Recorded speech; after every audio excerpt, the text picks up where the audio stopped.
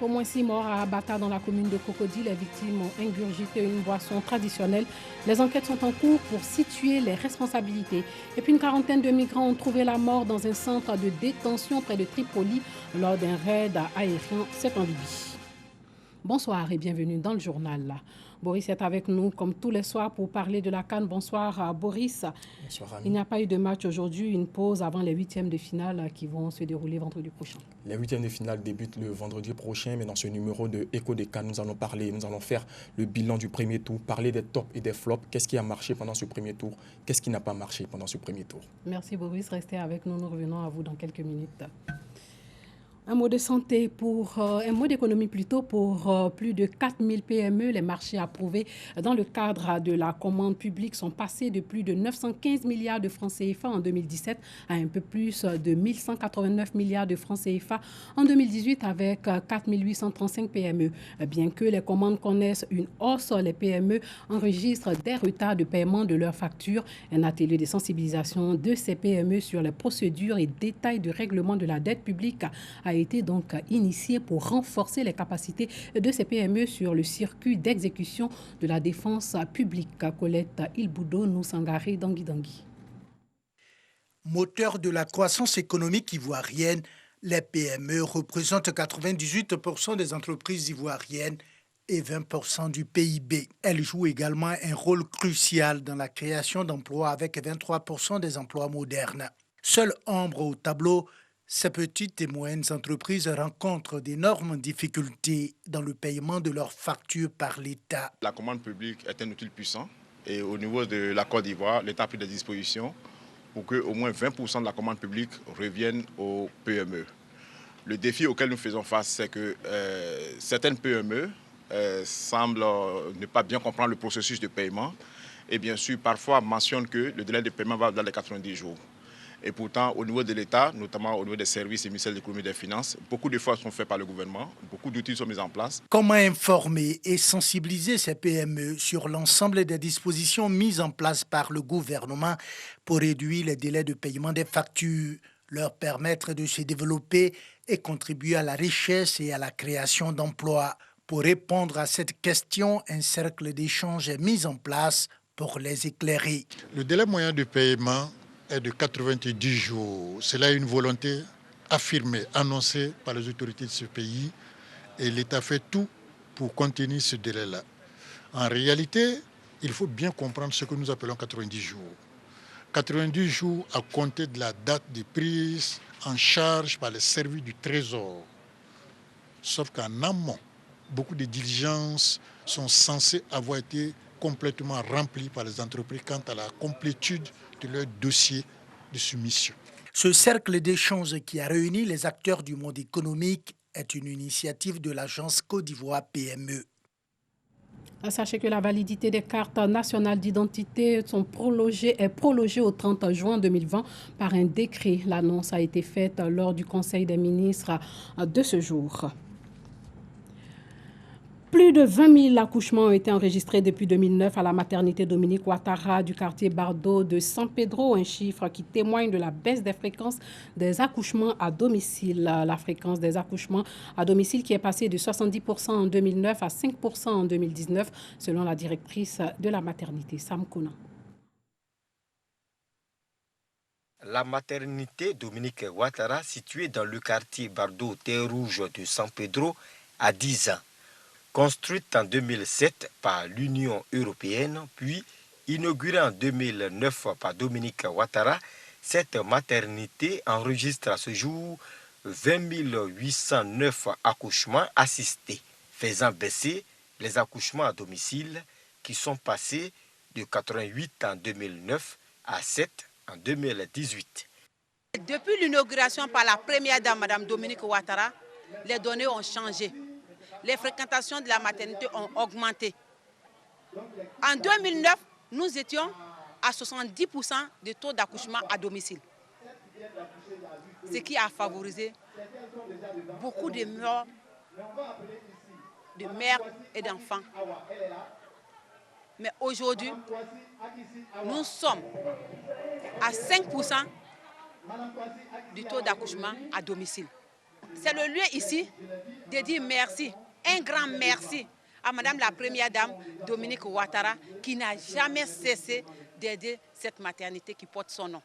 La célébration des 10 années d'existence de la maternité Dominique Ouattara a été marquée par une remise de cadeaux à une quarantaine de nourrices et à des accompagnatrices. C'est mon premier accouchement et de tous ceux que j'ai côtoyés, on m'a dit allez-y à la maternité de Terre-Rouge. Et quand je suis arrivée, j'ai été vraiment très bien accueillie. Vraiment, je suis très contente. Et je dis merci aussi à la Première Dame. 2 des premiers bébés nés dans cette maternité ont été présentés au public. Le directeur départemental de la santé a invité les femmes à continuer de fréquenter les maternités, même après leur accouchement. Une visite de salle a mis fin à cette cérémonie. C'est la consternation à Abata. 6 personnes sont mortes de dimanche à mardi après avoir bu dans un bistrot de ce village situé dans la commune de Cocody. Qu'est-ce qui s'est donc passé? Les commentaires vont bon train depuis. Une chose est sûre, seule l'enquête situera tout le monde sur la cause de la mort de ces 6 personnes. Mboko Clément était ce matin même à Abata où il a rencontré familles de victimes et autorités administratives. Village d'Abata dans la commune de Bingerville. Depuis quelques jours, les restaurants, maquis et autres bistrots sont restés fermés. Une mesure conservatoire suite à des morts en cascade enregistrées dans le village depuis le week-end dernier. Il y a 6 morts à Abata ici, 6. Je ne sais pas comment les choses se sont passées. Voilà. Mais j'aurais appris que c'est à l'issue des boissons frélatées. Sinon, moi-même, je n'ai pas vu les gens en train de boire. Les habitants du village d'Abata s'interrogent sur les causes de cette tragédie. Simon est encore sous le choc de la disparition brutale de son ami. Quelqu'un que moi-même j'ai vu hier nuit, pourtant le lundi, lui-même on a pu causer ensemble, ça n'allait pas même. Il m'a dit, ça va pas, ça va pas, ça va pas, mais il dit, il faut chercher à te traiter. Et depuis dimanche, il a dit, est-ce que tu es allé à l'hôpital? Il dit, non, mais il est en train de faire les médicaments indigènes avec lui, que c'est un début de parler. Il dit, oui, avec votre travail, c'est vrai. Bon, ça m'a étonné hier quand il dit qu'il est décédé. Mensa a eu de la chance selon son père. Quelques semaines plus tôt, il est tombé malade après avoir consommé une liqueur artisanale. Mon fils, Mensa, il allait payer, il a préparé, il veut manger. Il allait payer sachet là au bord de route ici. Et puis il a bu. Vraiment ce jour-là, jusqu'à la nuit, là, c'était pas facile. Matin arrivé, je suis obligé de l'amener au CHU, à Yopougon. Depuis dimanche à mercredi, là, il était passé 60 000. C'est ça qu'il vit aujourd'hui. Alerté, le maire de Bingerville, Issouf Doumbia, s'est rendu au domicile de certaines victimes pour témoigner la compassion du conseil municipal. Il s'est ensuite rendu sur le lieu supposé du drame, un hangar de fortune sous lequel sont dressés quelques tables et bancs, un endroit où les habitants du quartier viennent consommer le koutoukou, une boisson alcoolisée issue de fabrication artisanale. Plusieurs mesures sont arrêtées par le conseil municipal. Nous avons signé plusieurs arrêtés déjà pour voir quelles sont les dispositions à prendre déjà pour vraiment éradiquer ce fléau de boissons frélatées dans toute la Côte d'Ivoire. Mais pratiquement pour Bingerville, nous avons déjà pris les mesures. Dès aujourd'hui, nous allons lancer une campagne de sensibilisation à les différents villages et les quartiers de la ville. Et déjà la fermeture de tous les débits des boissons, dans le village particulièrement d'Abata et sur toute l'étendue de la commune de Bingerville. Et puis c'est de mettre en application donc, les textes qui régissent la réglementation donc, en matière d'exploitation, de vente et de distribution de débits des boissons. L'interdiction de la vente de boissons aux mineurs et la sécurisation de tous les débits de boissons, l'identification des propriétaires de restaurants, des débits de boissons, de maquis et autres, et la provenance, nous allons leur demander aussi la provenance de leurs boissons. Au centre de santé du village, le député maire rend visite à un patient dont le cas a été signalé aux équipes médicales. Les gens, ils sentent les crises, mais ils sont chez eux à la maison. Ils ont peur de sortir. Je pense qu'on va voir avec l'hôpital général aussi de Bingerville pour voir si on peut vous envoyer des agents pour sillonner un peu dans des quartiers pour voir qu'est-ce qu'on peut faire. Il y a des non-riverains qui sont passés dans des bistrots et qui sont sortis du village avec. On ne sait pas si c'est le même syndrome qui vont les attaquer là-bas. C'est notre seule inquiétude. L'Institut national d'hygiène publique a procédé à des prélèvements aux fins d'analyse. En attendant les résultats de l'enquête, les autorités recommandent l'arrêt systématique de la vente et la consommation de toute liqueur artisanale. Les autorités, après ces décès, ont aussi procédé à la saisie de 30 fûts de Koutoukou, une boisson traditionnelle. Les autorités veulent ainsi empêcher la mise en vente de cette boisson après le drame qui a coûté la vie à ces 6 personnes à Bata dans la commune de Cocody. Écoutons le préfet d'Abidjan, Vincent Toby. En termes de mesures conservatoires, la première mesure, c'est la fermeture de tous les bistrots, maquis, restaurants, boîtes de nuit, ici dans le village d'Abata et environ pour l'instant. C'est une mesure qui permet de maîtriser la situation et de rechercher les causes exactes.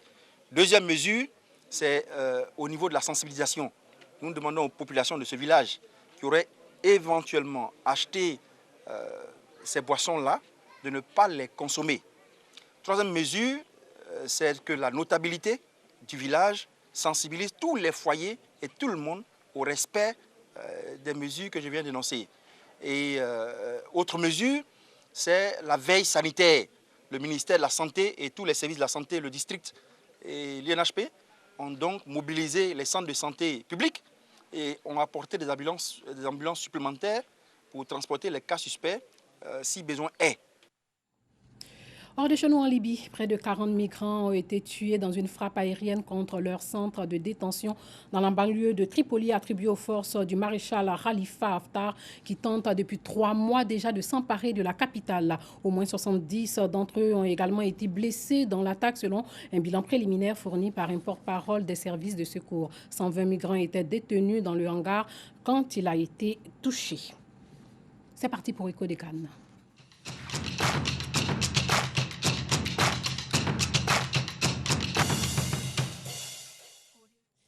La phase de groupe de la CAN 2019 a pris fin hier. Nous allons procéder au bilan du premier tour de la compétition avec Boris Odilon qui est avec nous ce soir encore.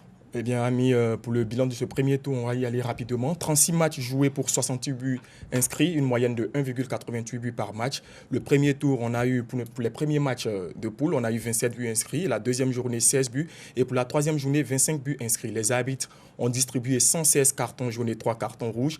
Et 11 joueurs ont inscrit 2 buts, parmi lesquels les stars Cédric Bakambou, Mohamed Salah, Sadio Mané et Jordan Ayew. Le buteur, le passeur ivoirien, le milieu de terrain, Franck Kessié, est le meilleur passeur de la compétition avec 3 passes. Il y a eu 16 qualifiés, Boris, dans la Côte d'Ivoire, le Ghana, l'Afrique du Sud. Les 16 qualifiés, vous les voyez à l'écran. Nous avons dans le groupe A, l'Égypte, l'Ouganda et la RDC. Dans le groupe B, Madagascar, Nigeria et la Guinée. Le groupe C, l'Algérie et le Sénégal. Dans le groupe D, groupe de la Côte d'Ivoire, Maroc, Côte d'Ivoire, Afrique du Sud. Dans le groupe E, le Mali et la Tunisie. Dans le groupe F, Ghana, Cameroun et Bénin. Madagascar s'est en tout cas bien illustré en battant le Burundi, le Nigeria et aussi la Guinée. Madagascar a terminé premier de sa poule avec 7 points. L'adage dit qu'il ne faut pas vendre la peau de l'ours avant de l'avoir tué. Pour leur première participation, Ils terminent en première position. On va suivre cet élément de Soro Wondon-Teleye qui revient sur le parcours des Barrières.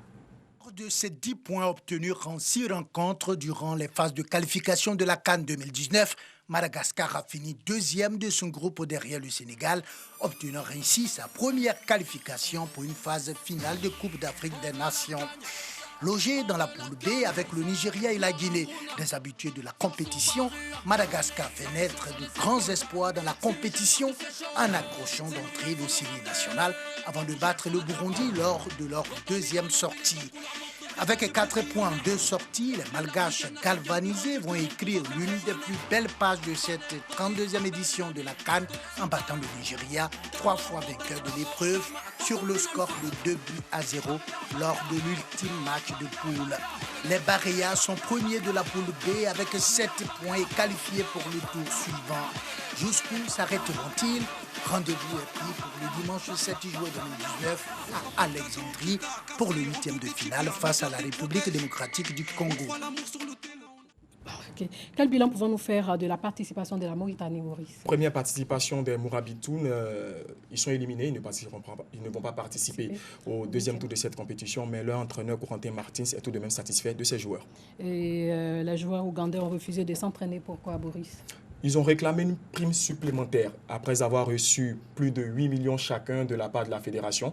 Les joueurs ougandais ont refusé hier de s'entraîner. Ils ont boycotté la séance d'entraînement, mais tout est rentré dans l'ordre aujourd'hui. Ils ont participé à la séance vidéo et ils attendent leur prochain match contre le Sénégal. Merci Boris d'être venu sur notre plateau. Merci, nous vous retrouverons encore demain. Merci chers téléspectateurs de nous avoir suivis. Portez-vous bien.